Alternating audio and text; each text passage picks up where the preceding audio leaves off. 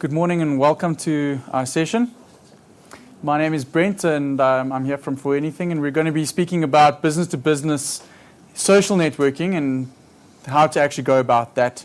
So the next phase of the relationship, and this usually involves some form of commitment, whether it be a ring or the lobola negotiations with the lady's father, there is some form of commitment in a romantic situation.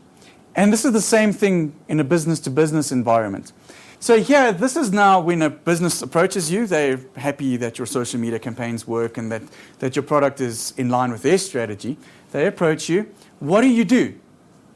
Do you engage them? How do you engage them?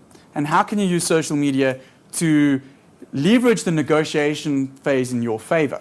The point is that now here's your opportunity to use social media to do research on them.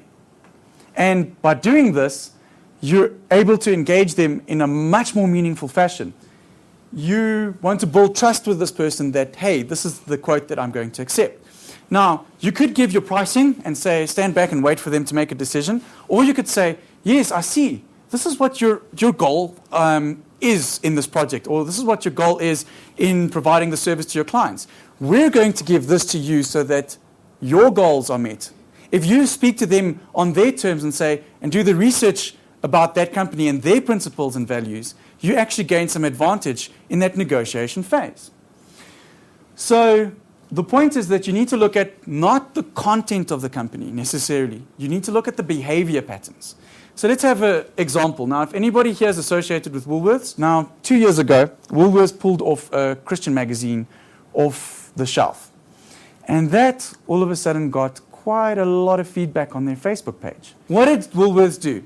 Now, all of a sudden, here were people engaging in a religious debate on a very powerful, very well-known South African brand's Facebook page. People going, hey, I'm a Christian and I'll never go to Woolworths again because you're pushing my religion aside. Christians felt persecuted. All of a sudden, people started hopping on and saying, hey, hang on a second, Woolworths is a business. What are you talking about? They have the fullest right to pull the magazine off. What they did is they engaged the conversation. They said, okay, guys, the reason why we took the magazine off is, no, it wasn't making profit. But they didn't delete the Facebook page. They didn't delete any of the posts. They were open and honest and transparent. So now you need to ask yourself, when we're looking at behavior patterns, what is the business trying to tell you by means of their social media campaign or their social media channels? What are their values, their principles? If you can understand that about the business, it gives you a tool that you could use in that negotiation phase.